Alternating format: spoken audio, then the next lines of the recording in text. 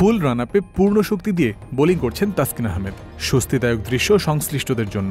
June মাসের প্রথম সপ্তাহে তিনি চোট থেকে পুরোপুরি সেরে উঠবেন আগেই জানিয়েছিল বাংলাদেশ ক্রিকেট বোর্ড। হয়েছেও তাই। তবে ইনজুরি থেকে ফেরা একজন পেস বোলারকে কোনোমতেই টেস্ট ক্রিকেট দিয়ে ফেরানোর ভুল কেউ করবে না, যেখানে থাকে বেশি ধকলের সম্ভাবনা। বিসিবিও তা করেনি। শ্রীলঙ্কার বিপক্ষে টেস্ট সিরিজ থেকে দূরে রাখা হয়েছে তাসকিনকে, বরং দেশের মাটিতে সতীর্থদের সাথে সাদা বলে অনুশীলন করে চলেছেন এই পেসার। ইনজুরি থেকে একজন ক্রিকেটারকে ফেরাতে হলে তাকে ওয়ানডে বা টি-20 দিয়ে ফেরানোই উত্তম। তাসকিনের জন্য সেই সুযোগ থাকছে শ্রীলঙ্কা সিরিজেই। 2 টেস্টের পর যথাক্রমে ওয়ানডে ও টি-20 সিরিজও খেলবে বাংলাদেশ ও শ্রীলঙ্কা। কিন্তু প্রশ্ন হলো, সেখানে তাসকিন ফিরতে পারবেন নাকি বাইরে বসেই কাটাতে হবে আরও কিছু সময়।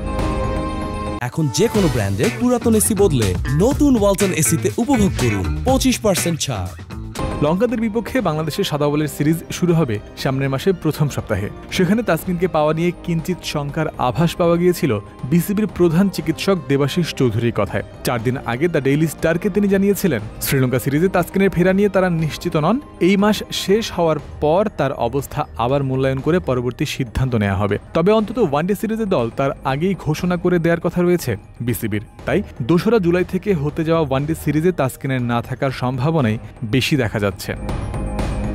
এদিকে বুধবার মিরপুরে অনুশীলনের ফাঁকে গণমাধ্যমের সঙ্গে কথা বলেছেন বাংলাদেশের ওপেনার তানজিদ হাসান তামিম। তাসকিনের উন্নতির ধারা দেখে তিনি আশা প্রকাশ করেছেন শ্রীলঙ্কা সিরিজেই তাকে পাওয়ার ব্যাপারে।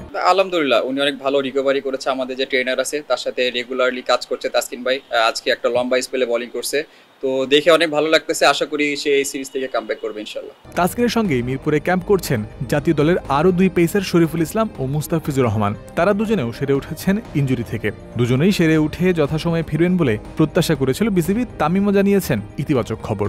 ফিজ ভাই আজকে প্রত্যেক ফিটনেস সেশনের পরে তার স্পেল থাকে বোলিং এর। ট্রেনারের সাথে সে প্রত্যেক দিনই বোলিং করে, তো আশা করছি ফিজ ভাই ভালোভাবে কামব্যাক করবে। ইনজুরি কবলে না পড়লে তাসকিন ও শরীফুলের দুজনকেই শ্রীলঙ্কার বিপক্ষে টেস্ট সিরিজে দেখা যেতে পারত।